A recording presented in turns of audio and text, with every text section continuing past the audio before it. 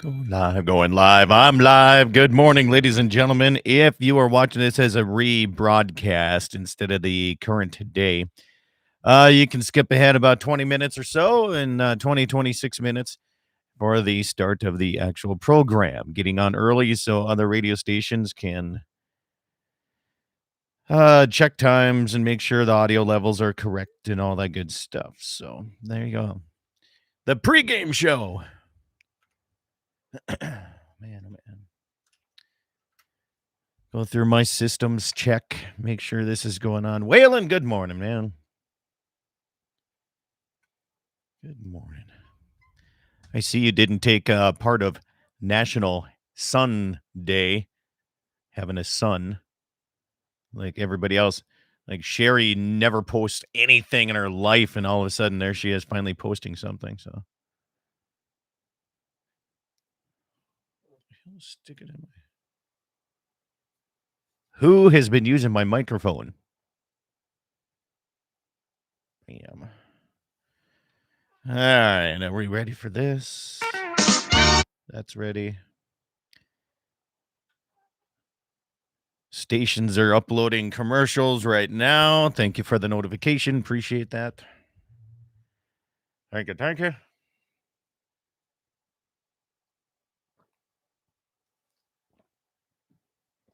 Oh, man.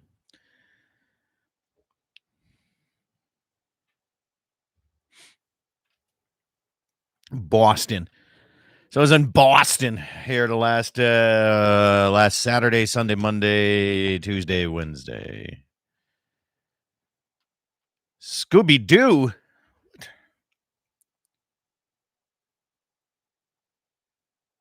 the hell's that mean? And by the way, it's not warm enough to peel the stickers off my semi-door yet, you son of a gun. Send you a snap right now.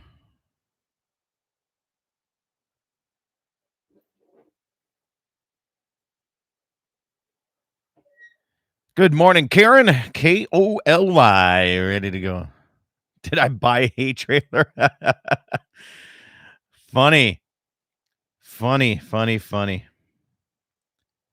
Remember when I said that step deck with the hay thing is going to be bringing like $35,000? Guess how much it brought?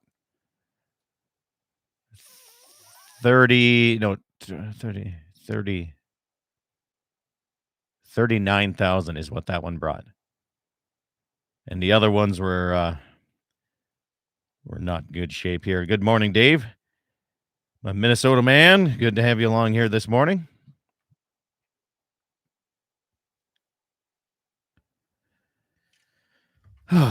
Good stuff. No, long sale. Went well, though. Had a lot of time on the block. Actually, had to finish the sale. Andy's kid got tripped and fell, and he had to take it to the emergency room. So I finished the sale.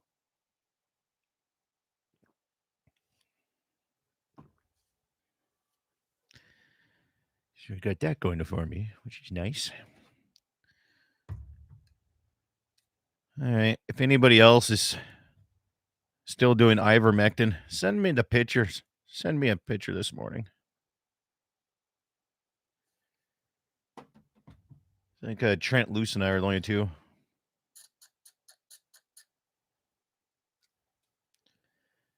I think I caught something in Boston, though.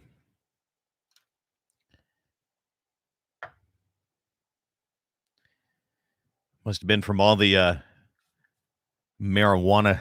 Somebody called them left-handed cigarettes. I've never heard that one before. Yeah, we smell the left-handed cigarettes, which that's as a left-handed person, the Irish flu. Yeah, Irish flu.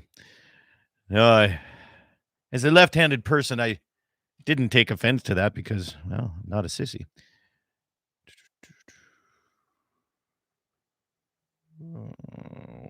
Where's that one? 74. No. The entire bottom beam was rusted out on that trailer.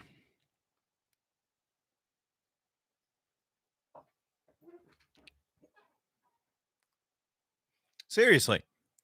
Who the heck has been in my studio here? Got some weird hairs on my microphone. I had something in my shot glass. What the heck is going on? Somebody knew I was gone for 4 or 5 days, so they came and ransacked my studio way out in the middle of nowhere. Nice. I'm going to shut that one off here.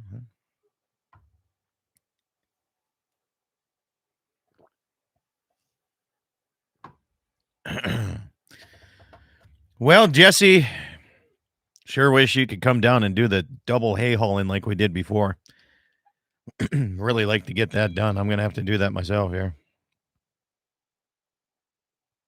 The triple had a nice little twist to it.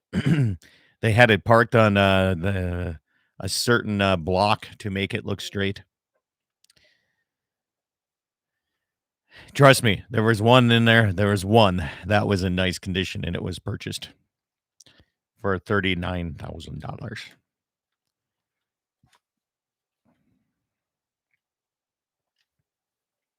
But I did buy those 22.5-inch semi tires and gave them to Joe as a thank you for letting me use his trailer. Plus, I had to drive his dad home that night.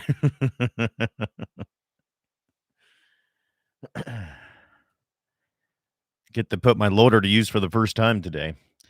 Mikey Wagner filling in for the Mitchell man.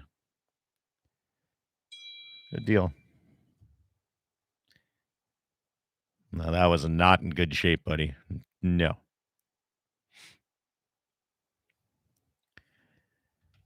There was 2 trailers that were in pretty decent condition.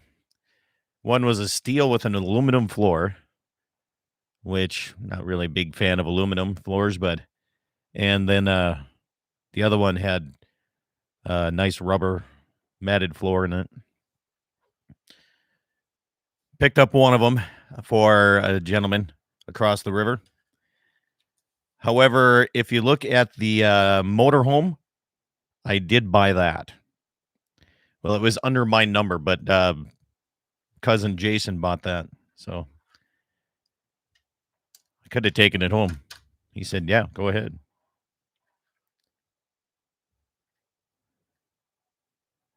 Yeah, I did. Yes, I did, and I was there early enough to go over and make sure I fired it up and got it all warmed up and everything, so there must have been 20 people that went by and like, "Oh, I bet it doesn't even start," and they hit the button and it, like, bam, took off right there, which helped. Definitely warm up your equipment before you start that stuff. That motorhome, I can't remember what year it was. I think it was a 90s some model. It was really nice shape, though. That motorhome went for $15,000. That I know for sure. Let's see what John Arman's going to answer today here.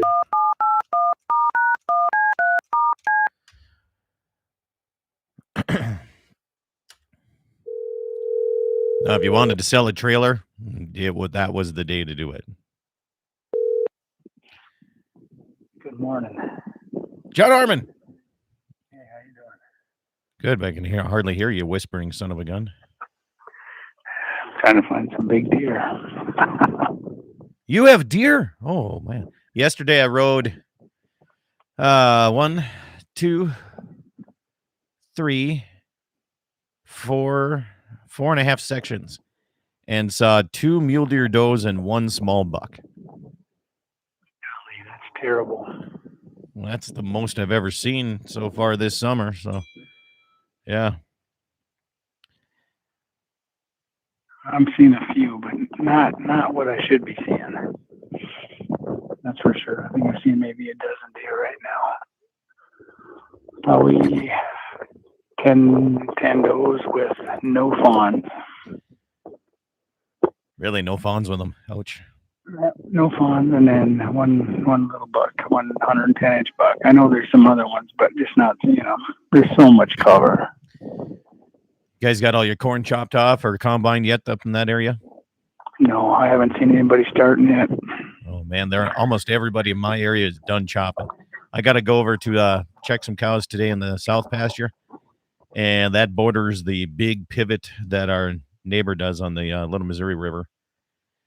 And that is a telltale sign. If there's deer, that's where they'll be. So I'll see if he has that. I think he's got it chopped up, and I'll see what we can see there today. Hopefully something. Yeah, it could be a tough season. We sat last night, and then we had one little spike in front of us, and that was it. Yeah, but I found one antelope that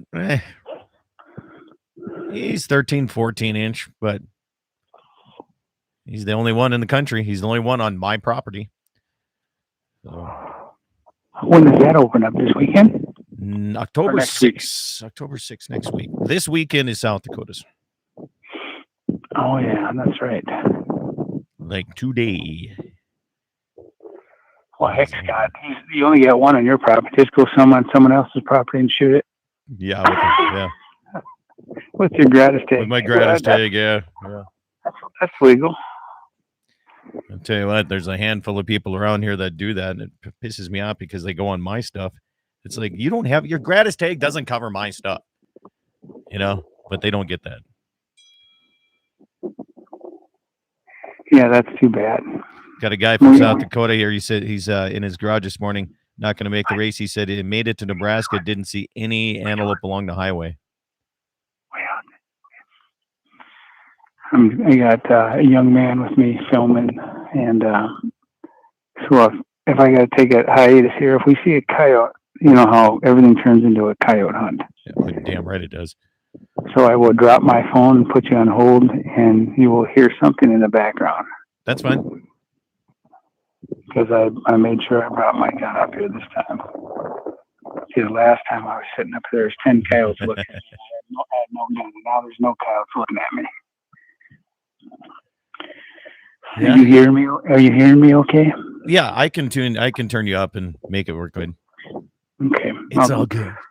Sound like it's I know. Watching a TV program with you right here, man. It's awesome.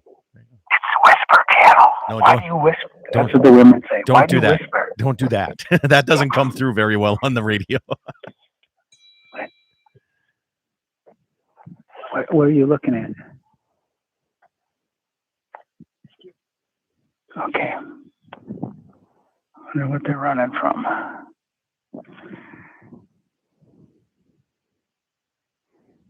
There'll be a coyote somewhere. I see turkeys. Oh, I bet there's a coyote in there somewhere. I know. I kicked one up yesterday. I was trying to find it. It was a big coyote. By the time I got my rifle off the rack of the Ranger, it was just kind of easily walking away, and then just the grass is so high I couldn't quite see it clear enough to take a shot. Well, that's crazy. Like I said, we were walking through our pasture, and it's knee high. I mean, it's amazing down here. I gotta say, I kid you not, my soybeans look like a bumper crop. It looks like I'm looking out east, and I've never had that. They're still green because I planted them late, and they're 3 feet tall in some areas with pods everywhere. So we're gonna have all kinds of food. We should have a great late season. But we just need to get some of these crops off because I got sunflowers all around us. I got corn all around us. It'll be a great fall if the weather holds out. There's some silly rumors going on around the damn area here that we're going to have an early winter again. Jeez. Yeah, so I don't know. If you count the fog days and all that, I don't do that, but some people do. Well, yeah, you never know. You want it, the most antelope I've seen in Bowman County was on Highway 85 between Amadon and Bowman on a little place we call Chenoweth Flats. And there was 6 dead ones. Somebody hit a pile of them there. So it's the most antelope I've seen in Bowman County anyway. Boy, but when you go south, we were down by Camp Crook and we saw antelope everywhere. So I think your guys' antelope migrated and hasn't come. I don't think they all died. I don't think, our winter was tough, but I saw 5 antelope south by my house in Bismarck, 6, and 5 made it through. So What if the they heck? made it through, Huh. you know, They're migratory animals, man. They just travel where they want to. So, yep, they do. They do. but Hmm. fortunately, with on my lease place that I have, there's a few. Probably take a doe again. So stations, I forgot I didn't do a countdown. I'm sorry about that here. I got 70030 stations, 70030 coming up here. 70030 on Mark. You can back time a little bit while you're listening to your newscast. Holy cow. Yeah, well, we got some chatting going on here. Eric says even coming back last night, everything was loaded onto the trailer, hooked up to another pickup. He says he hasn't seen deer or antelope. So I'd be curious. I know Jesse Flath is listening right now. I'd be curious to know if it'd be interesting to see if a guy can go in like districts, like Bowman County, Slope County, whatever county you're in, and do like car collision with deer or antelope numbers or claims that have been turned in over the years, and look at the population of deer and the number of tags and kind of correlate all that together. I bet you could. I don't know if there's a way to do that, but I think it'd be interesting because I drove from the airport of Rapid City all the way home, and I saw 2 deer at night, that were along the ditches. And usually in that Rapid City, Lead, Deadwood, all the way up through Spearfish, Belfouche, you usually see a lot of deer on the road, especially in that morning. It was before the sun came up, right when the sun was coming up all the way up. Usually there's deer there. And I haven't even, even on the way from Bowman back here to my place on the gravel roads, usually there's deer all over the time at night. Not even worried anymore driving at night. Yeah, that's a good way. I do scouting that way at night. When I see deer on the highway, I pin them. Or on the gravel roads, I pin them because I remember reading an article about that, and there's like 3 stages of where a deer goes when he gets up. They meander close to their bed, and then they go out to the crops, and they go way out. Like that's where you see them, like on the side of roads and ditches in abnormal places, and then they migrate back through. Yep. Wayne Moose says the antelope on the res are few and far between. Tell him that's because Levi was chasing them all over the country. Levi's all over the damn place. He sent me a snap yesterday. He's like sharing public land with like everybody, so or earning it or something like that. Camden, look on the corner of the cornfield we were sitting on. There's some deer coming out into the bean field over there. How old is this young man? He's 16. He's from, the only bad thing is he goes to Century. But he's a good kid. Century is one of the better track and field areas you'll ever find because that's where I took some instruction. Seriously, I had to leave Flasher High School and go all the way up to Century to get coaching on pole vaulting and high jumping because nobody knew what they were doing in Flasher at that time. Wait a minute, you can jump? I used to be able to jump really well. Really? And I can tell this. I'll tell you this right now. White kid with hops. Waylon Turnus is listening right now, and he can attest to this. I got a technical for dunking in pregame warmups, and I lost my starting position for the rest of the year. Coach was pissed. My gosh, I would have never known that. Yeah. That's pretty cool. Now, on the other hand, I couldn't jump at all. And you're way tall. Waylon even ripped. Yep, I was just going to say that. He said, I could jump, man. There's no doubt. I had leaps. Yeah. They wrote an article about me in the Tribune and said I could do everything. Something about like making a bicycle fly, but I couldn't dunk. I said, thanks for that write-up, guys. Yeah. No, it was. I worked on it hard though, man. I really worked on my jumping, but That's pretty cool. Ifs and buts were bare nuts. If I was Yeah. about 1 second faster in football and could jump. Get so the mayor of Mobridge says, "Yeah, we were all studs back in the day." He's isn't that the truth? Good stuff. Yeah, good old days. Bring them back. Yeah. Well, you know what? I done a lot of stuff over the years, and I look back at it, and there's definitely some aches and pains caused of it right now, especially all the fighting I did in my 20s and early 30s, whether legal or not legal. I'm paying for it now, but I look back and I wouldn't change a damn thing. I really wouldn't. All right, John, going quiet here for the last 20 seconds. Stand by here.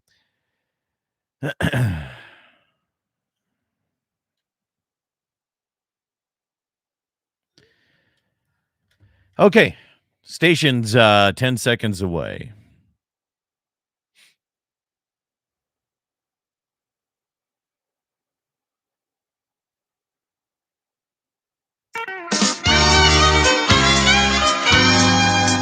Good morning, everybody, and welcome to the Saturday edition of Dakota Prairie Outdoors. How you doing this morning? Wow, what a beautiful fall morning. I don't know in your country. My country, it is going to be a windy day. And that's just part of it here. I think the summer we were lucky having it pretty darn nice all through the summer, a few windy days here and there. But overall, it was pretty decent here. Today and then going into the fall here, I think we're going to pay for that as we get into it. But it's going to maybe make it a little bit easier to spot and stock something. I don't know. We'll find out. John Arman is my guest here this morning. But first and foremost, we want to welcome everybody to Antelope Firearm Season opening day today in South Dakota. All my South Dakota listeners out that way, thank you so much for tuning in and appreciate you. And I hope you got a tag. And if you did get a tag, I hope you're getting something done here. I mean, all the way from Rapid City to the Belle Fourche and up the Buffalo area, there's antelope out there. There's no doubt. They're out there. They're moving around and doing things. Are there as many as there was the previous years? I don't know. I mean, maybe they just not along the Highway 85, right? Maybe that's the thing. John Arman from Ultimate Outdoor Adventures TV is with us, and he's scouting and helping a young man with their youth tag on a rock pile somewhere in Grant Morton County. Well, we won't say exactly where it is. But John, I know you got to be a little bit on the quiet side here. Thanks for tuning in with me and coming in here on a Saturday morning. How is it taking youth out? I mean, what you're taking resources and deer off of your place, John. Why would you give that up to take a youth out? What's going on? Well, actually, he's not a youth hunter. He's actually helping me film. Oh, he's filming. Okay. Yep. He's 16 and he's got the itch, and he's a pretty good hand with the camera, and I'm short a cameraman. I see. So he's filming you. Yep, he's filming me, and he's learning to he wants to learn this stuff. So I'm helping him there. We took a youth hunter out the last weekend of the youth season and did shoot a nice little buck. It's a young lady. It will air sometime this fall. But it was a lot of fun. I mean, and again, why we do it is because it's just fun to do. It kind of grounds you again. It gets you back to where you started, and you remember why you started doing it. Because I get caught up in this game pretty heavily, and it kind of brings me back to where I was. But then I tell people, as soon as I see a big buck, then it kind of goes back to right where I'm at now. I'm being kind of psychotic about it. Get a little shaky on that side. So just so people know, John's kind of toned down a little bit here than usual because he's out hunting. Are you bow hunting, or what's going on here? Yeah, we're bow hunting. We sat last night and didn't see a whole lot until I wanted to take him up on the rock pile, and I was hoping to see some coyotes because they got the old 6.5 Creedmoor with the suppressor on there, just waiting to eat something. Nice. So we're just sitting up here watching them. Actually seeing a few does. I just saw a fawn. So not near as many deer as we normally see, but not terrible, but surely not good. Yeah. So it's funny you say that. I got a text message right before the show, and the text says deer numbers at their place are the lowest numbers that they've seen in decades. and also lower numbers of grouse, but a good hatch of pheasant and partridge numbers are really good in his area, which is surprising. So I can relate. Deer numbers at my place low. A pheasant, I think we had one pheasant here all spring in my cow herd when I was calving, but that thing looked worse than the grouse did. But our grouse numbers, John, our grouse numbers are huge this year. This is the most grouse hunters we've had, I'd say, in 10, 15 years, easily. Well, that's awesome. When we were sitting in the blind last night, I could hear them behind us. So we've seen some, and I saw a flock of partridge, and I have not seen a flock of partridge. Yeah. In years. Yeah. Yeah. Okay, so we got to clarify something for you, John, so you don't get in trouble with the boys in brown. Are you ready? Yep. You're scouting deer to bow hunt later. It's not, you're not sitting on a rock pile with your bow and your rifle, because that's not really looked upon in the North Dakota side of things. So just to clarify, right? But okay. I'm not even sure on that. I can't carry a rifle and a bow. I thought we can carry, because of mountain lions, we could carry whatever we want. I think there's a ruling on what you can carry. I think you can carry a handgun, but I don't can say this. I'm going to say this out. Rifle. I'm going to say this out loud. That's the stupidest ass thing I've ever heard of. If I want to carry a rifle, I'll carry a rifle. And it's like, if I want to shoot a deer out of season with a rifle, it's not going to stop me. I mean, come on. That's just ridiculous. It's like taking guns away from law-abiding citizens because the criminals make the law. I mean, you don't break the law. If that's their law, Game and Fish needs to figure out something, because just because I carry a gun and I carry a bow, I can't coyote hunt and I can't bow hunt at the same time. So I don't know exactly the proclamation, what the law is, but I got in trouble. I had in my Ranger, I have a rifle on the rack up on the roof, right? Yep. And I had my bow and my equipment with me because I was going to go set up and do some archery hunting, and I got reprimanded pretty hard. So well, I can tell you this: good luck in court with that one, boys. as a rancher, and I'm sitting up here with my rifle. I don't have my bow, but my bow is back in the Ranger, and it would be up here with me, except I forgot my release. Yeah. So if someone wants to reprimand me for that, go ahead. Yeah. Well, I guess. I just got a Snapchat here. There's areas in certain places. And John, JP, if you're listening here, my archery tag. If you have room for me down at your area, please let me know, because I'm gonna just let my archery tag go here, because there's no deer in my area, man. They're everywhere I need to go, and where I was gonna set up and do things around here, that's pretty skim. And I've been taking does, John, for so long. I'm ready for a buck tag again here. I'm ready to take something with antlers. Yeah, I know it can be a long wait. It can be a long wait sometimes, and like I said, it depends on what you got on your property, what you go after. And I've eaten tags many years because I'm just not seeing what I want to shoot, or I wait.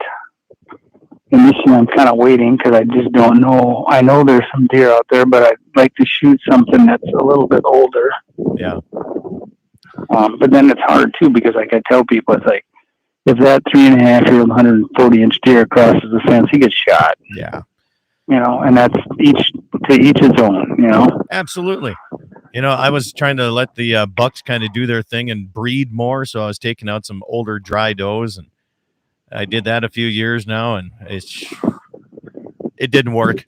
The EHD came through and got everything kind of sick. So not a whole lot. Now, I got reprimanded for saying that on a radio show too. Did you know that, John? I got a nasty email from somebody saying that I was researching, does EHD affect mule deer? And like in every state that I've researched it through, they're saying, yes, it doesn't affect them like whitetail, but it does affect them. And so I did a radio program on that. Man, the nasty emails I received on that is like, we can cover that on the other side of the break, though. But we'll continue on here with John Arman here from Ultimate Outdoor Adventures. John, I'll let you. You got 5 minutes here. I'll let you have the 5 minutes. I won't go on the phone and try talking with you on the offside of things. You can go and scout here. You'll hear the music coming back. Okay, buddy? So, John, you bet. John Arman from Ultimate Outdoor Adventures on the rock pile, scouting deer and training in a new camera person for the television shows. You want to see there's opportunities all around for people in the hunting area. You don't necessarily have to shoot something to be out there and included in the hunting area. So coming back your way, more on the second side of the break here on Dakota Prairie Outdoors. Thanks for being here with me on a beautiful Saturday morning. Dakota Community Bank and Trust Foundation Female Program awards recipients with an interest-free loan to purchase 5 bred heifers and assist area youth in establishing their own cattle herd. Applicants must be youth currently enrolled in 7th or 8th grade and at least 13 years of age and must reside within a 100-mile radius of any Dakota Community Bank and Trust branch. Deadline to apply is Friday, October 13th. Contact a branch near you. The Foundation Female Program, brought to you by Dakota Community Bank and Trust. Pfeiffer's Auction and Realty would like to invite you to their next sale. Monday, October 2nd, 1,620 acres for sale in McIntosh County. Tuesday, October 3rd, the Time Rental Incorporated inventory auction out of Mandan, North Dakota. And then coming up on Wednesday, October 4th, 350 acres in Wells County, 170 acres in Sheridan County, 239 acres in Wells and Pierce counties, plus the commercial building for sale in Devil's Lake. For more information and to find a sale near you, go to Pfeifers.com. East Greets West, an annual fundraiser for the North Dakota Cowboy Hall of Fame, scheduled for October 20th at the Valley City, North Dakota Eagles Club. This fun event begins with a social at 5, followed by a delicious dinner, and a very lively auction takes place following the night's keynote speaker, Jeff Gould, telling America's story. Uplifting, touching, and profound, it's a presentation that inspires listeners to consider the sacrifice and blessing of our nation's history. Tickets for this event available at northdakotakowboy.org. East Greets West, October 20th at the Valley City Eagles Club. MoPro Guide Service, the best on Lake Oahe. Brent and his staff will give you the most enjoyable fishing experience, always having the latest in electronics, gear, and the most comfortable Lund boat on the water. Fish with somebody who lives in Mobridge, South Dakota, the heart of Lake Oahe. If you need a place to stay, the Morest Motel has newly updated rooms with free internet, a family-owned and operated business. Go to OaheWalleyes.com. That's OAHE Walleyes.com for the best fishing experience Lake Oahe has to offer. Rockin' 7W has all the panels you need. Freestanding panels, windbreak panels, feeder panels, and the original protester panel. If you don't know what that is, it's a sort panel that makes sorting calves from a cow a breeze. You can custom order sizes to fit your current operation, or you can start from scratch. Rockin' 7W also does trailer repair on any size trailers, mobile welding, and custom cattle hauling. Call Justin at Rockin' 7W at 701-206-1030. That's 701-206-1030. Rockin' 7W, the farmer and rancher's go-to guy. Pfeiffer's Auction and Realty would like to invite you to their next sale. Monday, October 2nd, 1,620 acres for sale in McIntosh County. Tuesday, October 3rd, the Time Rental Incorporated inventory auction out of Mandan, North Dakota. And then coming up on Wednesday, October 4th, 350 acres in Wells County, 170 acres in Sheridan County, 239 acres in Wells and Pierce counties, plus the commercial building for sale in Devil's Lake. For more information and to find a sale near you, go to Pfeifers.com. Dakota Community Bank and Trust Foundation Female Program awards recipients with an interest-free loan to purchase 5 bred heifers and assist area youth in establishing their own cattle herd. Applicants must be youth currently enrolled in 7th or 8th grade and at least 13 years of age and must reside within a 100-mile radius of any Dakota Community Bank and Trust branch. Deadline to apply is Friday, October 13th. Contact a branch near you. The Foundation Female Program, brought to you by Dakota Community Bank and Trust. East Greets West, an annual fundraiser for the North Dakota Cowboy Hall of Fame, scheduled for October 20th at the Valley City, North Dakota Eagles Club. This fun event begins with a social at 5, followed by a delicious dinner, and a very lively auction takes place following the night's keynote speaker, Jeff Gould, telling America's story. Uplifting, touching, and profound, it's a presentation that inspires listeners to consider the sacrifice and blessing of our nation's history. Tickets for this event available at northdakotakowboy.org. East Greets West, October 20th at the Valley City Eagles Club. Rockin' 7W has all the panels you need. Freestanding panels, windbreak panels, feeder panels, and the original protester panel. If you don't know what that is, it's a sort panel that makes sorting calves from a cow a breeze. You can do it in a fraction of time with just one person on foot or horseback. You can custom order sizes to fit your current operation, or you can start from scratch. Rockin' 7W also does trailer repair on any size trailers, mobile welding, and custom cattle hauling. Call Justin at Rockin' 7W at 701-206-1030. That's 701-206-1030. Rockin' 7W, the farmer and rancher's go-to guy. On that road, but don't you worry, one day I'll settle down. And when that time comes, I hope you're still around. I hope you're still around. Welcome back, everybody. Good to have you along here on a Saturday morning. It's the Saturday morning take of Dakota Prairie Outdoors. 2 decades strong and growing and growing and growing. I tell you that I had some of the best compliments given to me out in Boston, of all places, at a rural broadband meeting that we were at. And there was people from Wyoming, South Dakota, and the Montana side that all are listening. So I appreciate that, guys. I think that, and that's big thanks to the rural, the stations. I mean, from Pierre, Mobridge, Bismarck, Minot, and Dickinson. I mean, we're covering 7 states, 2 Canadian provinces, and I appreciate you guys' support through the years. Thank you so much. Coming back, John Arman with Ultimate Outdoor Adventures TV is scouting some deer from the rock pile, training in a new videographer. And you know what, John? He said he was 16 years old, and now's the time to get these kids trained in on different aspects of hunting. You know, I mean, filming hunts has kind of become kind of the normal thing to do anymore, whether it's on your iPhone or, the DOS phones, the droids still use, and then everything else. I mean, people are filming what they do anymore, even if it's not for a television program. So that's kind of neat to see that. It is. It's nice because, like I told people when we first started, worst case scenario, we would have video to watch. You know, when we're older, we can laugh at ourselves. So it's, I've told people, I said, Levi was saying it was the best experience he's ever had, his elk hunt. And he's got, even with his phone, he's got a few elk bugling and stuff. And that's something that you can, as you get older, you can still look back at and enjoy, because you know what it's like when you get old, you forget stuff.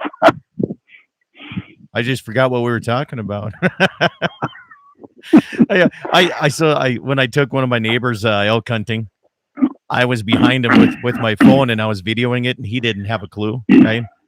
And it was just a perfect setup. A cow called, it bugled, it turned broadside, he shot. I mean, it was all just a great thing. And when I got done with that, after he stopped shaking in his boots there a little bit because of it, he's like, "You got to send me that video." And so people want to see that. They want to share that whole hunt with everybody too. Oh, absolutely. We were, Jason and I went out to Montana last week, did spot and spook antelope hunting, and the only thing we killed was brain cells. Survival of the fittest, my friend. Yep, there's a tough hunt. But on the way back, we one of his friends on Facebook had a video, and it was the coolest video I've seen in a long time. They were sitting up on a vantage point with their spotting scope.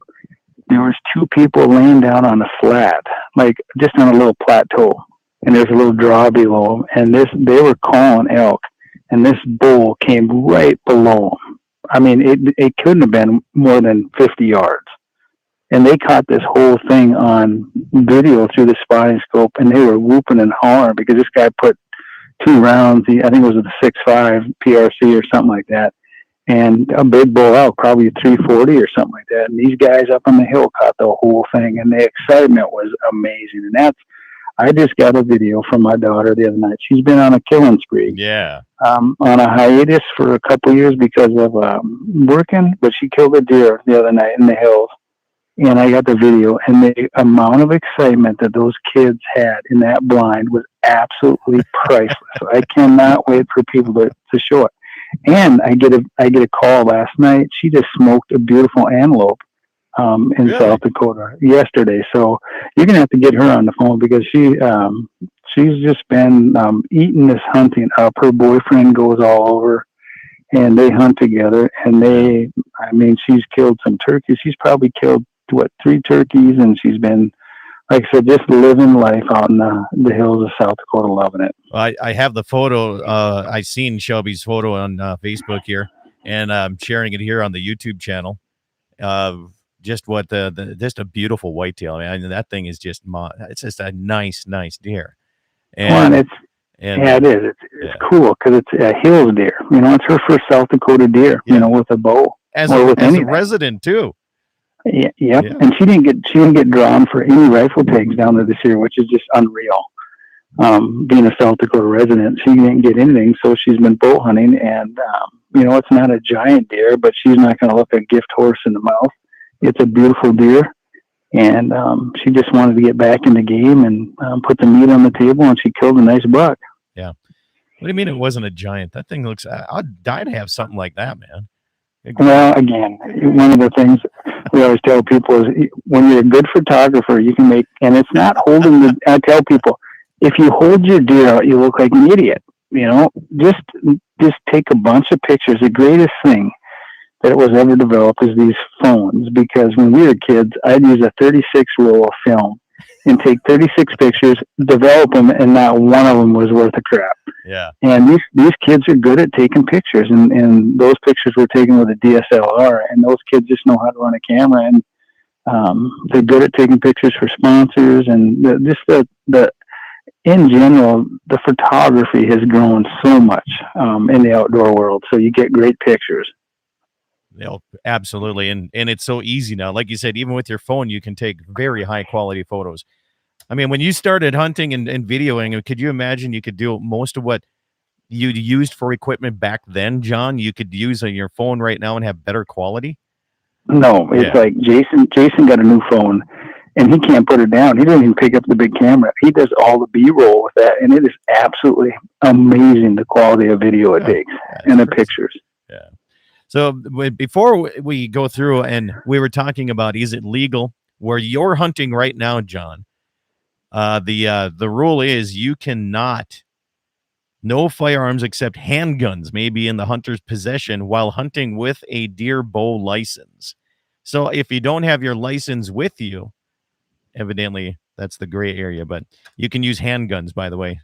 You can carry a handgun. You can't use it for your bow license. So.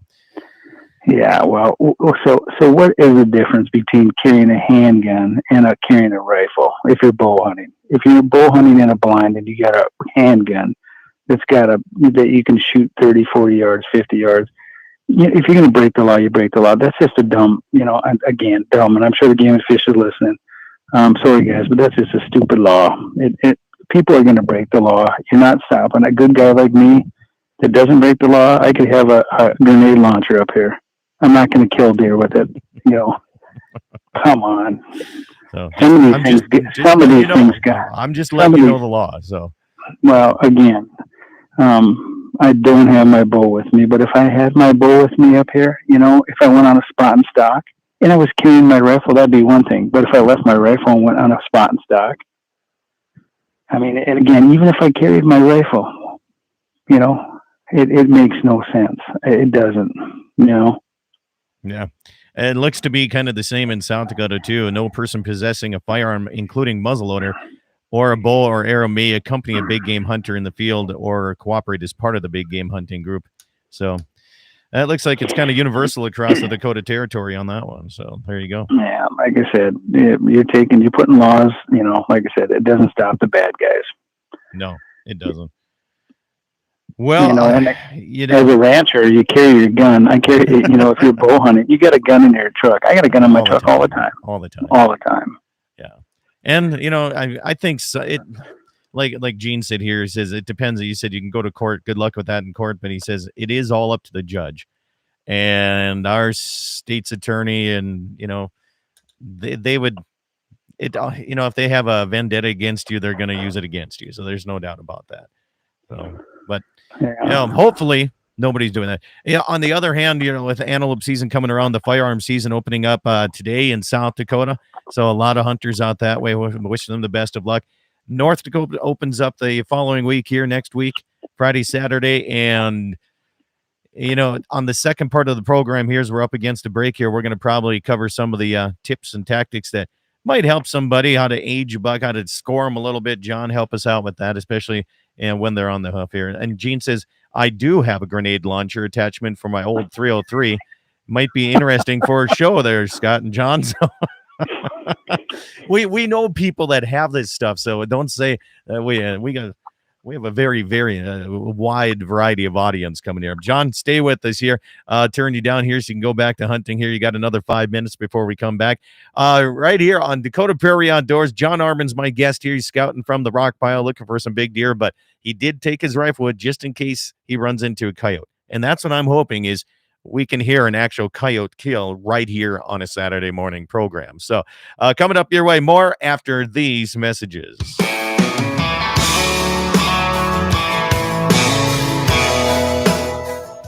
Dakota Community Bank and Trust Foundation Female Program awards recipients with an interest-free loan to purchase 5 bred heifers and assist area youth in establishing their own cattle herd. Applicants must be youth currently enrolled in 7th or 8th grade and at least 13 years of age and must reside within a 100-mile radius of any Dakota Community Bank and Trust branch. Deadline to apply is Friday, October 13th. Contact a branch near you. The Foundation Female Program, brought to you by Dakota Community Bank and Trust. Pfeiffer's Auction and Realty would like to invite you to their next sale. Monday, October 2nd, 1,620 acres for sale in McIntosh County. Tuesday, October 3rd, the Time Rental Incorporated inventory auction out of Mandan, North Dakota. And then coming up on Wednesday, October 4th, 350 acres in Wells County, 170 acres in Sheridan County, 239 acres in Wells and Pierce counties, plus the commercial building for sale in Devil's Lake. For more information and to find a sale near you, go to Pfeifers.com. East Greets West, an annual fundraiser for the North Dakota Cowboy Hall of Fame, scheduled for October 20th at the Valley City, North Dakota Eagles Club. This fun event begins with a social at 5, followed by a delicious dinner, and a very lively auction takes place following the night's keynote speaker, Jeff Gould, telling America's story. Uplifting, touching, and profound, it's a presentation that inspires listeners to consider the sacrifice and blessing of our nation's history. Tickets for this event available at northdakotakowboy.org.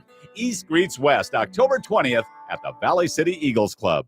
MoPro Guide Service, the best on Lake Oahe. Brent and his staff will give you the most enjoyable fishing experience, always having the latest in electronics, gear, and the most comfortable Lund boat on the water. Fish with somebody who lives in Mobridge, South Dakota, the heart of Lake Oahe. If you need a place to stay, the Morest Motel has newly updated rooms with free internet, a family-owned and operated business. Go to OaheWalleyes.com. That's OAHE Walleyes.com for the best fishing experience Lake Oahe has to offer. Rockin' 7W has all the panels you need. Freestanding panels, windbreak panels, feeder panels, and the original protester panel. If you don't know what that is, it's a sort panel that makes sorting calves from a cow a breeze. You can custom order sizes to fit your current operation, or you can start from scratch. Rockin' 7W also does trailer repair on any size trailers, mobile welding, and custom cattle hauling. Call Justin at Rockin' 7W at 701-206-1030. That's 701-206-1030. Rockin' 7W, the farmer and rancher's go-to guy. Pfeiffer's Auction and Realty would like to invite you to their next sale. Monday, October 2nd, 1,620 acres for sale in McIntosh County. Tuesday, October 3rd, the Time Rental Incorporated inventory auction out of Mandan, North Dakota. And then coming up on Wednesday, October 4th, 350 acres in Wells County, 170 acres in Sheridan County, 239 acres in Wells and Pierce counties, plus the commercial building for sale in Devil's Lake. For more information and to find a sale near you, go to Pfeifers.com. Dakota Community Bank and Trust Foundation Female Program awards recipients with an interest-free loan to purchase 5 bred heifers and assist area youth in establishing their own cattle herd. Applicants must be youth currently enrolled in 7th or 8th grade and at least 13 years of age and must reside within a 100-mile radius of any Dakota Community Bank and Trust branch. Deadline to apply is Friday, October 13th. Contact a branch near you. The Foundation Female Program, brought to you by Dakota Community Bank and Trust. East Greets West, an annual fundraiser for the North Dakota Cowboy Hall of Fame, scheduled for October 20th at the Valley City, North Dakota Eagles Club. This fun event begins with a social at 5, followed by a delicious dinner, and a very lively auction takes place following the night's keynote speaker, Jeff Gould, telling America's story. Uplifting, touching, and profound, it's a presentation that inspires listeners to consider the sacrifice and blessing of our nation's history. Tickets for this event available at northdakotakowboy.org. East Greets West, October 20th at the Valley City Eagles Club. Rockin' 7W has all the panels you need. Freestanding panels, windbreak panels, feeder panels, and the original protester panel. If you don't know what that is, it's a sort panel that makes sorting calves from a cow a breeze. You can do it in a fraction of time with just one person on foot or horseback. You can custom order sizes to fit your current operation, or you can start from scratch. Rockin' 7W also does trailer repair on any size trailers, mobile welding, and custom cattle hauling. Call Justin at Rockin' 7W at 701-206-1030. That's 701-206-1030. Rockin' 7W, the farmer and rancher's go-to guy. On that road, but don't you worry, one day I'll settle down. And when that time comes, I hope you're still around. I hope you're still around. I hope you're still around. I hope you're still around. Welcome back, everybody. It's Dakota Prairie Outdoors Saturday edition here as we get opening season for antelope here in the South Dakota side of things. Next week will be the North Dakota side, and that's the problem with it is I'll be on the radio while everybody else is probably driving across where I'm going to go hunt. So maybe if there was a way, maybe I got to try the hotspot thing here and see if I can do my show from the vehicle as right on the approach to make sure nobody does that. John Arman is my guest here. He's sitting on a rock pile scouting for some deer for himself. Hopefully, did you shoot a coyote yet, John? Come on. Nope, I haven't seen any because I know I have my gun. Oh, that's the way to go. Have you ever got one in a tree stand or out of your blind with your archery equipment? I missed. I've shot. I think I had a couple shots when I was younger, and I missed. Yeah. I'm looking at the South Dakota pronghorn antelope map right now. And I mean, a lot of units are open down in that area. And I have some buddies over in the Wyoming area that have been just killing some just studs, man.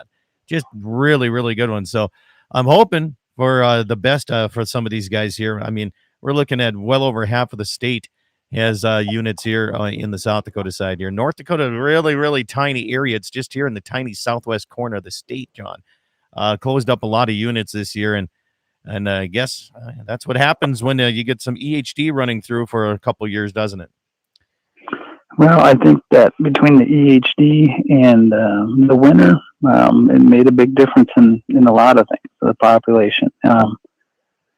It's just sad that it's happened at this time in my life or any time. It's like I said, it was devastating. Like you said, when you were talking about roadkills, I bet if you did a survey of roadkills out by my place in Bismarck in the last 2 years, there's been like one, because Really? I've seen one roadkill coming in from my place, and I used to see one a week at least. I've not seen a young man got a hold of me, I guess through because our land is posted through the Game and Fish, our numbers on there, or they get a hold of me. He called me about crossing my property to go to the Game and Fish property, and a lot of times I make people walk through the tough stuff, but he was a nice, polite kid. He called me and let him cut across, and I just told him, I said, if you see a deer, let me know. And he saw 3 deer when he scouted. They're just not down there on that flat. We used to see 20 or 30 of them every night, and I'm not seeing any deer in my backyard, not in my front yard, not on the drive-in. It really decimated certain areas. Yeah, it's crazy to see that. But for those that were fortunate enough to draw a pronghorn tag and are hunting today in South Dakota, listening, they're sitting in their vehicles, listening away here. And by the way, Eric from Pierre area says that carrying a gun in your pickup is just like a tool for a rancher or farmer out there. It's just like having another tool with you. So, and I agree with that. And so people are out there, say they're in Perkins County, maybe they're in Harding County, maybe they're way down in the Pierre area or Mitchell Wall area, and they're sitting there looking at a glass in these pronghorns that are out maybe on a stubble field or out in the middle of some sage. How do you judge the size of a good buck pronghorn? How do you go about this? Well, I think a lot of people, ouch, make mistakes and they look for length all the time. They're like, I shot a 15-incher, I shot a 16-incher, I shot a 17-incher. We've killed 16-inch goats that score 70. Most of our big goats that we've killed are 13 inches to may at maximum 14 inches. It's the mass and the prongs. It's all about the mass and the prongs. You get good mass and you get good prongs that are up high. That's where you get your scores. Kurt shot one that was, I'm going to say, just barely 13 inches and almost hit bone and Crockett, and that's what, 82 inches. It's like I said, I think a lot of those short, stubby ones are overlooked. Everybody's looking for that tall. And I just don't see a lot of them. I mean, where we hunt, we just don't. Everything we killed this year with our archery equipment, mine was the smallest at like 68. And the other guys' were 71s, 72s. And I don't think we had a 14-inch goat. I think they were 13 inches. But you just get it in the mass and the prongs. Yeah. And when you say the when the prongs are up high, doesn't that just correlate with the length too? I mean, and sometimes it does. I'm not a big Jason is the guy you need because he loves scoring antelope. Or Wayne can chime in, but there's something about getting that score when their prongs are up a little bit higher. So if you're listening, text and tell us or call in. Yeah. Because I don't know enough about antelope scoring because I'm not I'm one of those guys that I like that. I use the score as a reference, but I don't care. Right. I've shot, I'm sure, a dozen Pope and Young or more animals, and I've never entered one of them. And it's just, I don't care. I'm not against it. I just shoot the animal that looks good to me and what makes me happy. Well, I'm with you on that here too. If it's something that looks good and it's exciting for me to, especially I enjoy the spot and stock. I do. Yep.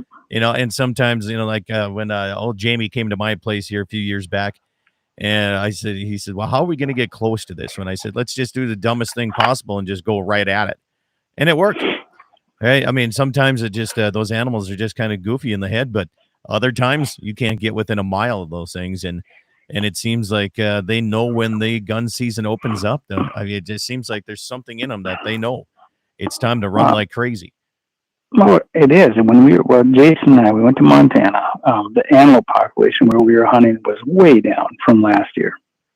And we took a full body decoy, which is a taxidermy, and it looks, if you put it out in the field, you would not know the difference.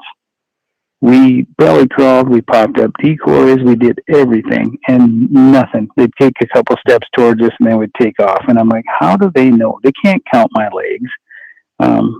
It's like, and then the next day you're driving down the road, and one trots in front of you at 30 yards, stops 40 yards off the road, looks at you. Yeah. And then the herd buck comes over and chases them off, and you're thinking, oh, this is going to be easy. And then you try it, and it's like I said, that's why they call it spot and spook. Yesterday I was coming out of one of the pastures putting out mineral, and here's a couple does with a buck out there. So I stopped and shut the Ranger off, grabbed my binoculars, got him out of the case, and stood up and leaned on the back of the box in there and just looked at him, kind of judging him up and scoring him a little bit in my head, seeing what he would be and kind of trying to do all that. He just stood there. Didn't move, John. He just looked at me, and he was probably 100 yards away. And I got back in, fired up the Ranger, and took off. Still just laid there. I guarantee next week, Friday, Saturday, that's not going to be the same case. And that's with antelope. Like, I think a lot of antelope are killed archery. Guys driving down the road, and they roll out of the truck and get in the ditch, and the truck keeps going because the antelope will stand there and look at the truck. But like you said, rifle season, that ain't going to happen, And again, a vehicle, I'm not a road hunter, but when you antelope hunt, you spend a lot of time in a vehicle because they're out in the middle of nothing most of the time. So you spot them sometimes from 2 miles away, and then you go after them on foot. So you cover, like I said, I know Levi put on 500 miles, 600 miles on a reservation looking for a good one. And if you tried to do that walking, you'd walk yourself into the ground before you saw anything. Well, and Just as long as if you're road hunting, you're pulling off. Let's go to the phone lines here and go to 391 number. Welcome to Dakota Prairie Outdoors. Good morning. Hey, good morning, guys. This is Wayne calling. All right. Tell us the secrets of scoring on the hoof, my friend. Well, you'd mentioned the prong length, of course, and the mass. John's exactly right. When you come to that, that's what you have to look for. The prong height really has no bearing on it. The story behind that is in Boone and Crockett that if the prong height is high enough, you can get two circumferences below that prong, and it increases your score. However, I think there's only two animals that have ever made it into Boone and Crockett that has happened with. So it's not something you really have to be too concerned with. But I would just look at the circumference of the eye. And if you look at the circumference of the eye and you look at the circumference of the base of the animal, then you're going to have something that's in that close to 6 inches or better in circumference, which is a good start. Good prongs. And like John said, the length is good, of course, but it's not your calling card for looking at the best score. So, yeah, that's how I would look at it. The ears of an antelope are about 7 inches, maybe a little under. So use that as a guidepost too for how long the horn is. Okay. Any other tips, John? No, that's, like I said, I appreciate that, Wayne, because like I said, I'm not good at, I just know what looks good to me. And we've always gone by mass because we just don't see a lot of 15, 16-inch goats where we hunt. Right. Yeah. I have a 14.5-inch goat that scores close to 80, Bow Kill in Montana. And it's like, it just looked massive and the prongs are big, and that's what really attracted the person to it.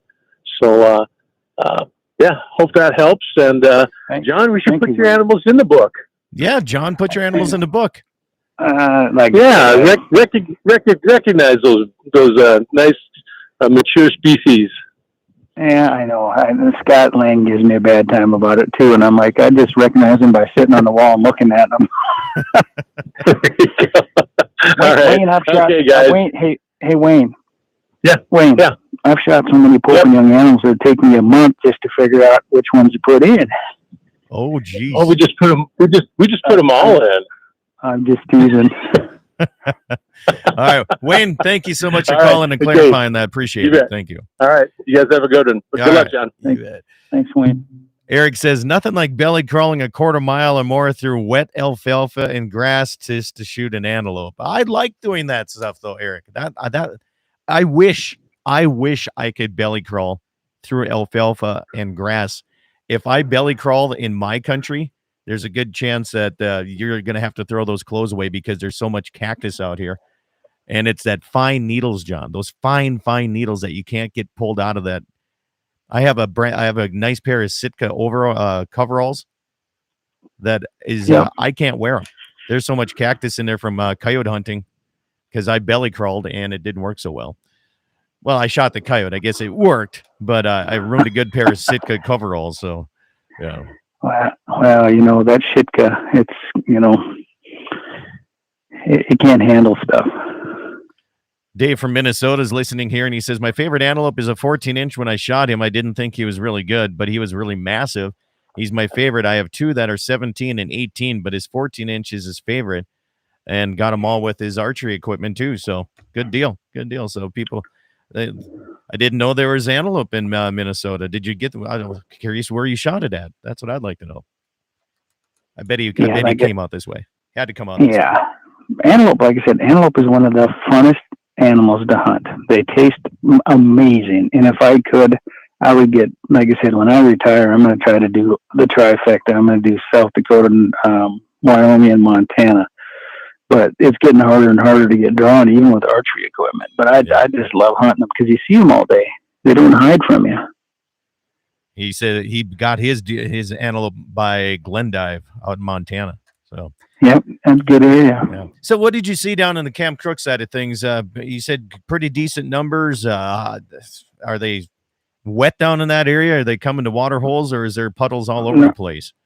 Well, it's funny because one of the guys I hunted with, a couple of years ago, that was east of Camp Crook. He texted me because he saw Shelby down there at the 3 Bar and Grill or something like that in Buffalo. Number 3. Yep. Yep. Yeah. And, oh no, I don't know, John. Never been there.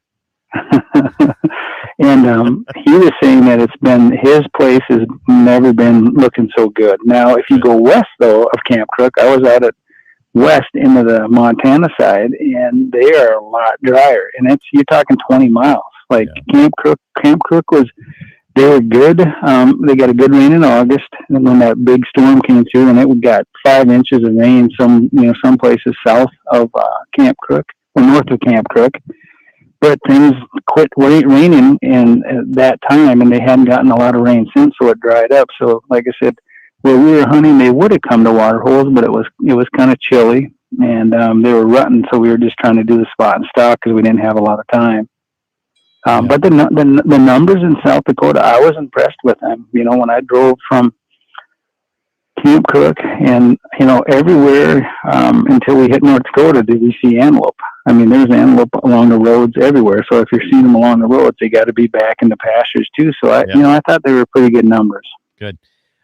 Tech comes in and says, "What clothing do you wear, John? Here, just Wranglers, or what do you wear?"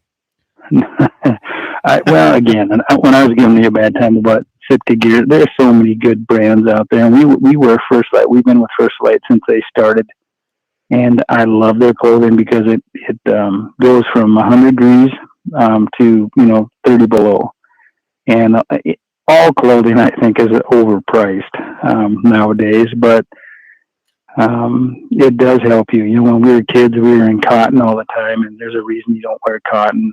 You wear the merino wool and things that shed water and they don't stink. And but I love First Light, but there's a lot of good clothing. You go into Shields, Shields has got a good Shields has got a good brand. I mean, I bet there's 7 or 8 companies that you could choose from that you're all going to have good clothing. And it's crazy how, you can sit there and put all this expensive stuff on. And then the next day I'll be out fixing fence, and that's when I have the opportunity in just my regular clothes. Yeah. And the thing is, like I tell people, it depends on how much time you spend. You want to be comfortable. The more comfortable you are, the more time you spend in the field. The more time you spend in the field, the better your chances are. If you know what it's like, if you're in a pair of Wranglers, in your flannel shirt and it's 30 degrees out, you don't last very long, or you're in your cowboy boots. You got to dress for what you're hunting. I wish I'd do that when I was fencing. I do my best hunting when I'm fencing, John. I really do.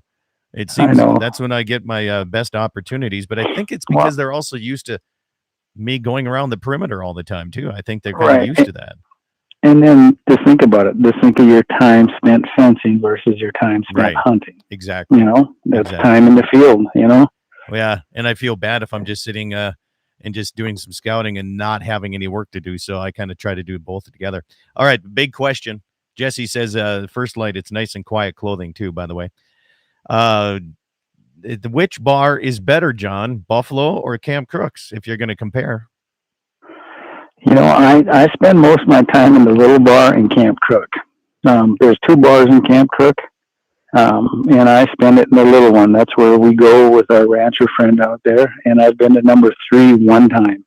Yeah. And it was a nice place. Had a good dinner, but I'm the guy that I like the little bars. I mean, as little and country as they get, and that Camp Crook one is the one. It's as good as they get. Okay. All I can say is if you want to see a bar where the guys start the fight and finish it, go to Buffalo. If you want a bar where the women start it and finish it, go to Camp Crook. That's been my experience. And that was back in the 90s when I was DJing, going around doing dances, those. So maybe things have changed by now, John. But anyway, up against the last 60 seconds here. What other advice would you give somebody out rifle hunting, especially, let's say, public land? Okay, I'm not going to say public because that's kind of a Forest Service or BLM land. What would you, if there's a lot of pressure, how would you go about that? Go to private land. It's just tough when you're hunting antelope and guys are screwing it up. I mean, antelope, like I said, you'd have to get up early and get in as far as you can so the guys on the roads push them to you. Yeah. Yeah. You know, patience goes a long ways when you're doing that too. Yeah. So, Absolutely. And then I was gonna let you know, Scott. We start airing next week. If I get a good show deal. done, if I get a show done, I'm not done with any of my shows yet. And then I start airing. I want to say like the 7th. So it's like next weekend. So I need to get back home on Sunday and start finishing up some shows. Otherwise, you guys are going to be watching fishing. Watching fishing instead of hunting. Well, either way, man, it's always nice to have you on the program. We'll look for your shows and have yourself a good one, John. Thanks for coming on. Hey, man, thank you so much. You bet. John Arman from Ultimate Outdoor Adventures TV. You can search me. Find him on social media. He's got a huge presence there. And he thinks fall is the most beautiful time of year. Eat some meat, drink some milk. Have yourself a great weekend around your area. Happy hunting. And John is like, I'm gone. I'm out of here. All right, stations, thank you so much for having me on again on another Saturday. What do we got going on here? Damn G-Gens from up north. What are they doing here?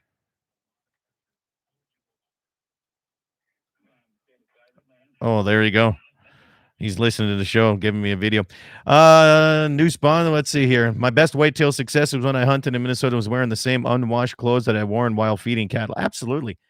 I really think that there's I mean, it has something to do with it, right? I think, blending into your surroundings and everything. But here's the thing that kicks my butt.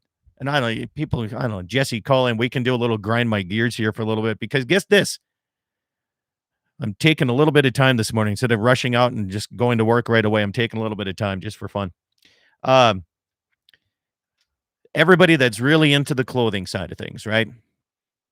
They look at me with my, whether it's Carhartt or whatever, I got jeans on. I got usually a darker color.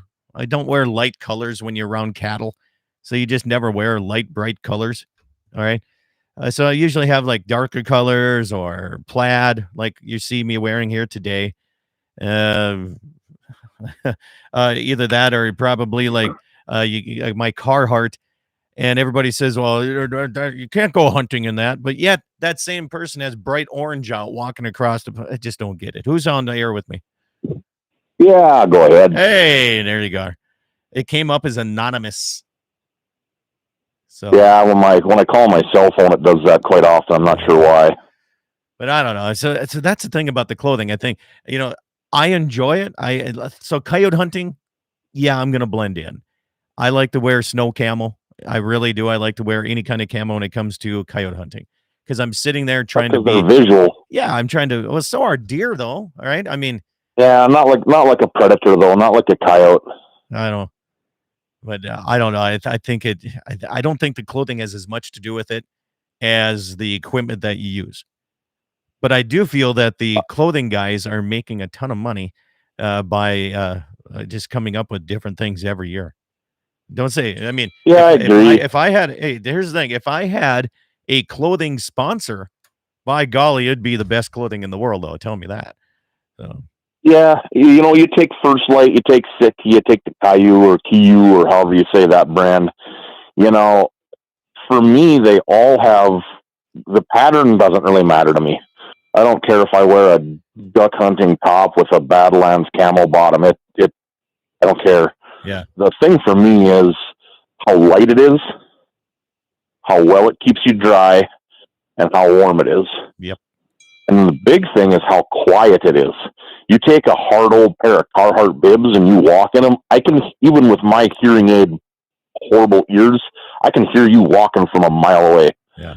To where this soft surface hunting stuff is so much quieter. Yeah. And that's where, even my daughter, she's got her youth tag this year, second time. We did not youth hunt this year. First weekend, it was 87 degrees out, flies and mosquitoes and wasps everywhere. Second weekend, it was raining and cold. I talked her into just saying the heck with it. She's going to hunt with me during the regular rifle season. But all she's got is nylon, kids' nylon snow pants. Wow. You'll hear walking an Amadon from up here. Oh, yeah. I mean, it's like, hello. So unfortunately, she's about the same size as my wife right now at 11 years old, going to be 12 here in a week. So she can wear Sarah's hunting pants that she's had for a long time, but she might not even fit in them. Yeah. I told her the other day, I said, we got to get somewhere and get you a set of hunting pants because you can't wear snow pants when we're hunting deer or we'll never see anything. So I don't need to buy her a $200 pair of Sitka or First Light pants, but, you know, you can go to Walmart and get I don't even know what brand they've got. You're still going to pay $50 for a pair of quote unquote hunting pants that are warm, that are quiet, that maybe the cockleburs don't stick to quite as bad. Although we've found out there's a big one with our Sitka gear, it don't matter. You walk through cockleburs, you're head to toe burrs. Yeah. All right, so there's a few texts coming in. We'll get to these. First off, Mayor says, I go for comfort, Carhartt bibs and stuff. Deer don't care. Now, I'm going to put that in with what you said about making noise. Okay, so let's back up. Years ago, when you and I were still invited to help out with Friends of NRA banquets. Yeah. I get to Meyer's place, and you and another guy are, I mean, it's like 1 o'clock, 2 in the morning, and you guys are just whiskeyed up and Indian leg wrestling on the cement floor. And we literally got 45 minutes of sleep, wake up, drive out, we walk up, we sit down, and Squinty's over there snoring, right? Or I think you were snoring or somebody was snoring. Both of us. Honestly, everybody within a 3-mile range could smell it on you guys. And the deer have that nice buck walk the deer walked right in front of us. Okay, so I know. You never know. You'd never know what's going to happen. You just really don't. So, okay, I got a text message in here. Mr. Stanley says, Scott, while you're signing off with your eat some meat and drink some milk, you need to add in and wear some wool. That's a good idea. So I'm going to and wool and fur. Let's see here.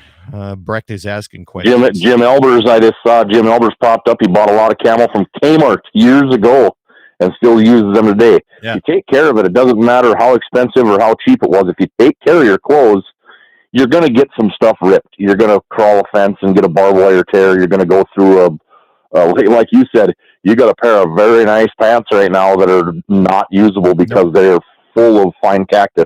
They're junk now. I mean, they really are. Yeah, I tried to put them on the other day. Nope, not happening. Yeah, just nothing. Might as well toss them. Prickly pears. When Jesse filled in for you one time, he had a coyote hunter on and said snow camo is complete BS. When I asked him about it, I asked him the question because I've always thought snow camo was a joke. So I guess here's the reason I like my snow camo. Is it's warm and it's waterproof. The ones that I have, I got the coverall style, and I am one of those guys that when I go coyote hunting, I love sitting there and just waiting and taking an extra little time. A lot of people do quick sets. I kind of like to do some longer sets once in a while, especially in the wintertime, and especially in this country. You know, it might take them a little bit longer to get here because it's rough country. But yeah, I don't remember who I had on, but I do kind of remember the conversation. One thing about the snow camo is this. You can get some varying colors of snow camo, bright white, off-white, white with like sticks and twigs through it in a pattern. It really depends. Even when there's full snow somewhere, if you're going to brush in somewhere, if you're dressed in snow camo and you sit against a bush, it looks really odd, you know. But some of like for instance, your coveralls, they are a little more waterproof than a regular set of camo because you bought them that way. Yeah. So if you're going to be out when it's really snowed up and maybe the temperatures start getting a little warm and things are melting, or if you take a long set, like you said, your body heat starts melting the snow under you, you can get wet, just soaking wet in a hurry. So I have a set of snow gear, snow camo gear. I haven't used it Oh man, it's been since you and I were doing tournaments, hot and heavy, multiple tournaments a year. I haven't even taken it out since then. But then again, I've gotten pretty lazy with my coyote hunting. When we have tons and tons of snow, I just don't go. So that's part of it too. You remember But it is. We had snowshoes, we had everything, and we used to put on miles, man, miles. I used my snowshoes last winter because we had so damn much snow, and I had to get to the barn. I threw them on and walked out to the barn quarter mile. And so I still use them. I just don't use them for coyote hunting like I used to. Yeah, I can carry too much stuff with too. Gene Cox says, do people wear camo in blinds? A lot of people do. Because it depends on how big of an opening you've got. They can still see in there. Give me a black jacket. Just wear something black in the inside is what I do. So I just try to cover as much of my skin as possible. So like you said, try to black it out because the inside of my blind is black. Yeah. So, try to nothing but just the holes of your eyes, Yeah. And if it's early enough in the morning and the night before went good enough, you can't hardly see my eyes either. Well, you can see red a long ways away. Dave texts me, he says, I like the snow camo here in Minnesota when I go coyote hunting. Either come in right away or it's almost 30 to 40 minutes wait on some of these coyotes. So, yeah, you can either get something quick or not. But I got a coyote Tuesday morning. Did I tell you that? Yeah, you sent me the messages that you said your neighbor's having some issues. Yeah, I got we live on east of town here. There's a neighborhood where it was 20-acre strips. Long, skinny 20-acre strips, and which I have 2 of, I guess. So, but 2 or 3 homes down here from me, a neighbor and friend, she's got. Oh man, I didn't realize how big of an old McDonald's farm she's got going down there. She's got chickens and ducks and turkeys and goats and all kinds of stuff. A couple horses. Well, she started losing some of her animals. She lost a duck the other day. And she sent me a video. I don't know if I sent you those videos that she sent me. She had coyotes right in her yard, 40, 50 yards away from her. She's got the food source. There talking. She is their food source. Standing there talking full volume, and that coyote was not running away. And I was already taking my girls to school and headed to work that morning. So that was Monday morning. So Tuesday I geared up and I went down there, and it worked out really good. She's got a play set in her yard where I climbed up it and sat in it. It was a perfect perch, but nothing came in right into the yard there that morning. So once it was pretty much full light, about 7:45, 8 o'clock, I walked down into her pasture a little ways and sat against a railroad tie and used my old blue howler, that very first howler I bought. It happened to be in my pocket. I thought I forgot a call and pulled it out and gave 2 medium length, just medium volume howls, and then I sat for about 7, 8, 10 minutes and happened to look around behind me, and there was a dog prancing around in the brush, and I was able to take them out. But man, 7:04 a.m., right as it was starting to get decent shooting light, the whole country lit up. There's a lot more than just one coyote around, so I didn't get out there this morning. I got a little lazy and stayed inside to listen to the show, but tomorrow morning I'm going to try to go make a set on the south end of my property, see if I can snipe 1 or 2 more out of here, and maybe that'll move them out for a little while for her. Yeah, I got to get, October's coming up, right? I mean, we're around the corner from October right now. Coyotes are looking good. The one I saw yesterday down at the lease place, it looked good. It's not going to be worth shit, but it is good. It looks nice. I wonder if this is the year to buy a freezer, green skin them, and just keep them. I wonder if this is the year. Like, I mean, there's so many coyotes that for the last 2 years nobody's been selling anything. So there's a lot of good pelts out there right now. That's the problem. Is if the price does rebound, there's going to be a buttload of furs out there that show up. Huge amount of furs. But that there's guys like the hides. Oh yeah, but if the price goes up, maybe a person could tap into that here 2-3 years down the road. Maybe, I don't know. Yeah, I think the price is all going to be determined. How many he's got? Yeah. I think the price Determined on what? the price is going to be determined on the next administration. I really Yeah, think so. because the overseas is where the market is at, and if our foreign relations are crap and there's wars going on and in those countries, they're not going to buy nothing. Well, when you're giving money away to people, there's no need to go try to get fur on, right? I say this, but when yet we continue to have United States West, or east, whichever way you want to look at it. I mean, Ukraine is becoming our 51st state here, 52nd state if you want to count Puerto Rico, I guess. But Puerto Rico is pretty frustrating. Well, we fund them, so they are in my book. The taxes go there. That's the case. We fund a lot of people. I mean, man. So this is funny at Boston here this past week. I'm in this one seminar. This guy's like, there's a big opportunity all across the United States because only 52% of people in the United States have fiber optic run to their place. Everybody else doesn't, right? And they're needing this and needing this. And there's so much government money out there. There's so much money that's I'm like, wait a minute. That's our money.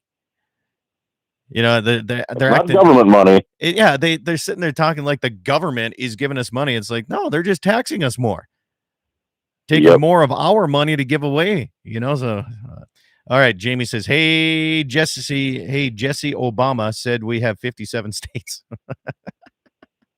Shit, that's about the truth. Obama did say that. Remember? Yeah. No, it's funny. You know, you talk about the internet.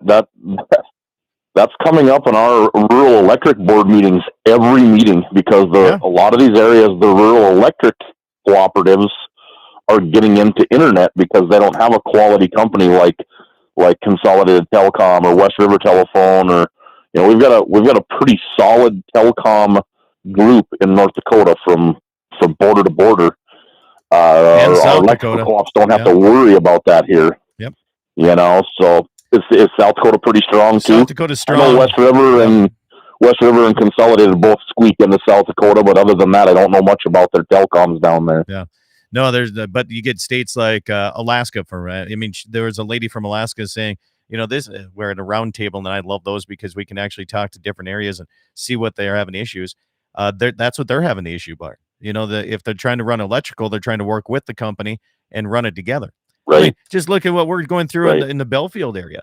If we wanted to bring, if the Tricom wanted to take electrical to a place north of Belfield, they'd be like, absolutely, bring it on in. But we're trying to get fiber to them, and they're like, no, you can't cross our land. Yeah. Oh, that came up a couple months ago. That came up in our meeting because my territory with my company and your territory with your company are one and the same in a lot of spots, and so that's kind of where some of this came up from originally, is whether or not you guys were going to be able to get things done and whether they were going to come to us, and we just aren't set up for it because it's not our bag, Yeah. No, and it's a lot of equipment, and you don't want to be It is. And it's you don't want to run it overhead. Fiber, you can run fiber overhead like power lines, but it's not a good way to do it. So. Yeah. Is there a way that they can send internet signal right through the power line itself? No. Different technology. I didn't think so. Different technology. Yeah. Oh, what did Mr. Helverson from up in the north area send me here? This is funny. Here's definitely a city slicker right in front of a buffalo taking selfies. Oh yeah, I wish it was a video and see him just get. It's on you. Here you go. Bam. Yeah. Oh, I saw that one there. Yeah. On the catwalk. And then she looks at her phone right away. Like, hold on. Did I get it? Did I get the photo? Okay, yeah, I got the photo. Wish she'd have fell in a boiling mud pot. Yeah. I wish she would have. We don't need those people. We don't need those people. If you're that stupid, see ya. You want to talk about natural selection? Freaking boneheads. Oh man. I mean, how retarded can you be? I better be careful before I don't know what all is in the video, if you know what I mean. So, Lord. Ho. Look at here. Oh yeah, Hana, hey. Okay, hey. Check that elk out. Nice. Oh. Montana elk right there. Hey, that's a nice one, hey. Very. Very good looking. Yeah, that video that John was talking about the guys sitting way up above and having the elk come right below, and they put 2 into it. I saw that video last night too.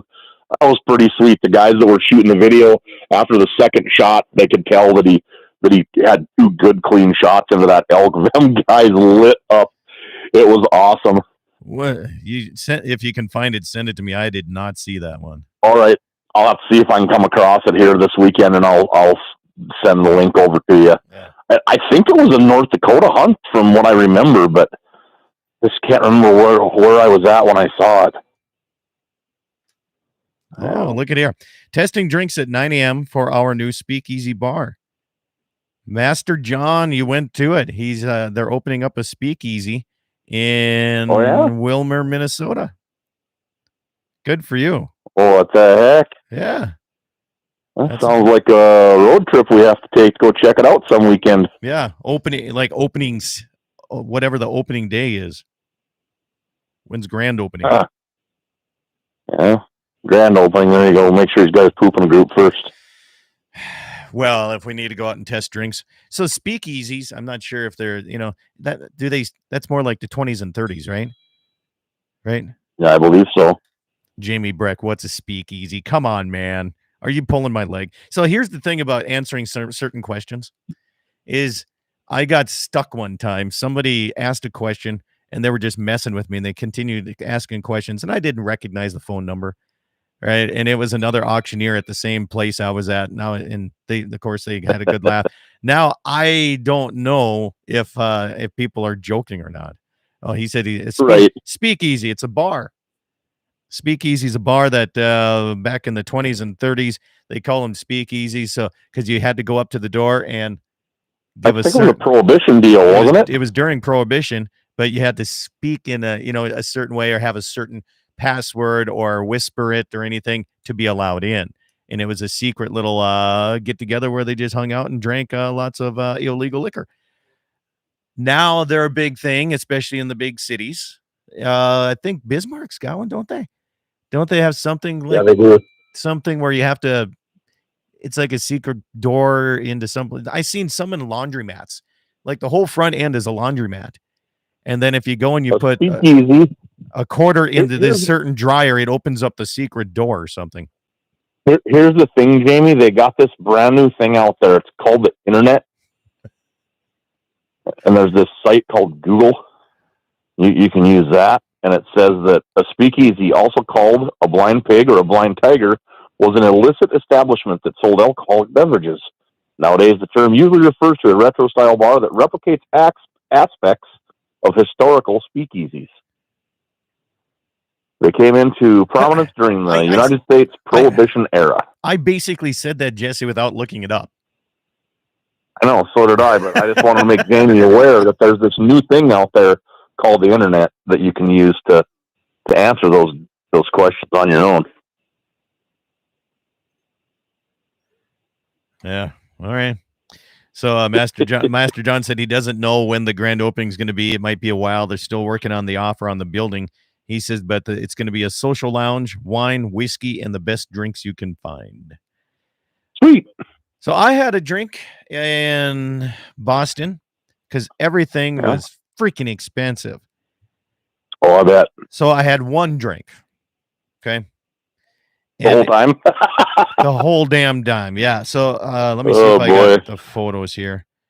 I have it somewhere. Okay. I had two drinks. So the one was called the Fashion Forward. Okay.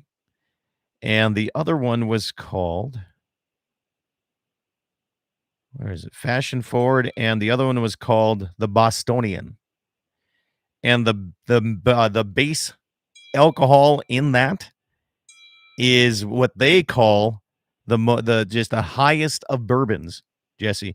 The most expensive bourbon that we have in our restaurant, they told me, is the base of this drink. I'm like, okay, what is it? Guess what it was? Pendleton. No, that's a whiskey, not a bourbon. Windsor. Oh, bourbon. It's got a white label on it. Jim Beam. Nope. Basil Hayden's. Really? Okay, so Basil Hayden's is a good bourbon, But I have that. Okay. That's one of my things I have at my branding that I give away for free. So this drink cost as much Not as, even. but It's not even that expensive. it isn't. But anyway, they put bourbon, some bitters, and one of them had root beer bitters in her, and some other things that I don't know what that is. And the other one had Basil Hayden's orange vanilla bitters. And you want to talk about So it was an old fashioned. kind of like an old fashioned, but it tasted better than an old fashioned.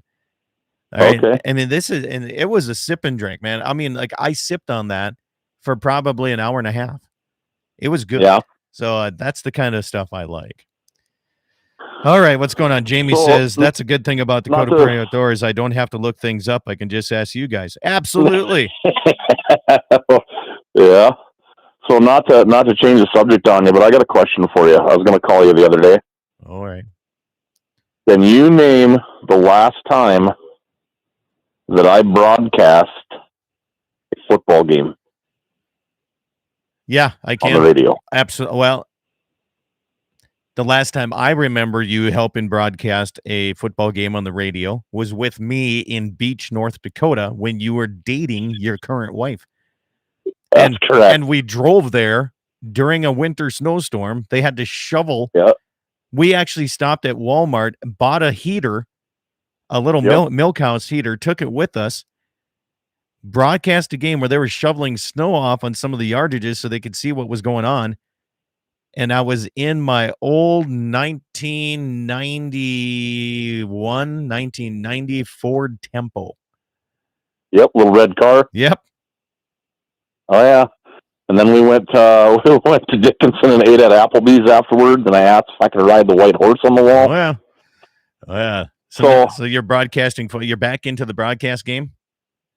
Apparently, because old Jim Kimosabe, he called me or texted me here a month ago, and Bowman comes up here to Hazen in a few weeks and plays, and he asked me if I'd help him broadcast the game, and I kind of laughed. I said, "You know how long it's been?"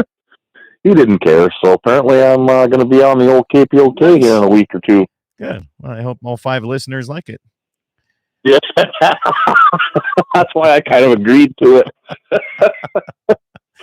Gene says bootleg booze tastes better. And he asked if I had any clam chowder. No, I didn't.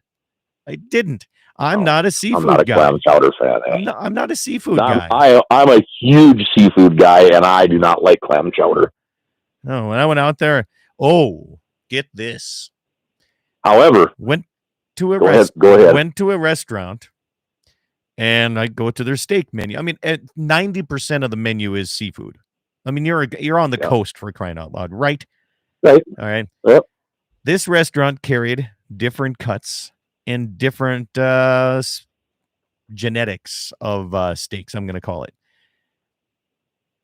Like different breeds. $1,500 for their top steak, and it was a 6-ounce Wagyu or however you want to. That's just asinine. Could you imagine?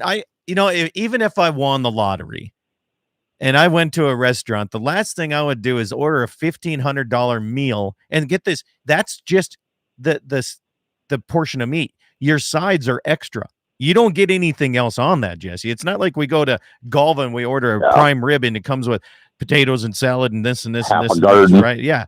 And I'm telling you right now, if I ever had that much money, there's no way I want to eat something just to poop it out later. That much, $1,500 worth. No, I thought the 9-ounce steak for $113 or whatever that I saw out in Seattle was bad. I mean, that's just asinine. $1,500. And of course, being the only guy to walk into a steak place with a cowboy hat, they had to try to really, this is where I said, "Where's your meat come from?" It comes from a local farm north of San Diego. I'm like, we're in freaking Boston, buddy. Yeah. That's not local. But I did know the farm that they were talking about because when I was in a conference in San Diego, we went that way. You got to go. Nope, I was getting the word. My 9-year-old decided she was making the family breakfast, so there's pancakes and bacon and eggs that will be ready in 5 minutes. 5 minutes. All right. Well, we'll sign off in 5. She likes to cook. My 9-year-old is, and Karina, the 11, is going to be 12 here on the 12th. Her golden birthday, she keeps reminding me. And everybody else. Both of my girls enjoy cooking to a certain extent, to where if they're hungry, I look at them and go, yeah, and what am I supposed to do about it? And they smile and they go make themselves food. It's turning out pretty good already for me here. Full Metal Jacket, Then and Now. There you go. Oh, that's the scene. Okay. I'm not going to share that on YouTube. I'll make it kicked off. The rifle and my gun? No, the one where they're on the street and a lady of the night is approaching them. You'll have to send it to me. I'll forward it to you. All right. Jamie, send it to Jesse. It'd be easier if you do it because he's got the original. So, but yeah. All right, man. I don't eat breakfast, but I'm going to this morning. Have yourself some bacon. You got your Schreifer Red Angus hat on, I just noticed. Schreifer Red Angus. I should have that queued up every second of my life. And I think I still have that. One of them deals where you can just push a button and it says Schreifer Red Angus right in the middle of your sentence. Yep. That'd be awesome. I listened to the free beer and hot wings show that's out of Case. Yeah. Yep. You know, some of it's all right. I mean, they got 5 people in studio in Michigan, and it's a lot broadcast all over. I mean, if we really wanted to do something like that, it'd be so easy to do. It would be, It is. But one thing about those shows is it takes a while to get it right, because you know how it is when it's just you and I. Sometimes we talk over each other. We've gotten better at it over the years. But they're all in studio 5 guys together. In the room.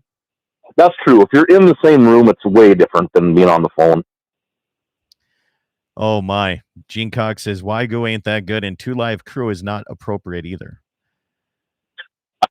Oh, you're just aging yourself there, Gene. 2 Live Crew. Wow. Most people are like, what is that? Yeah, but he knows that was the song correlating with Full Metal Jacket, the saying. Like he's putting it all together way quicker than you are right now.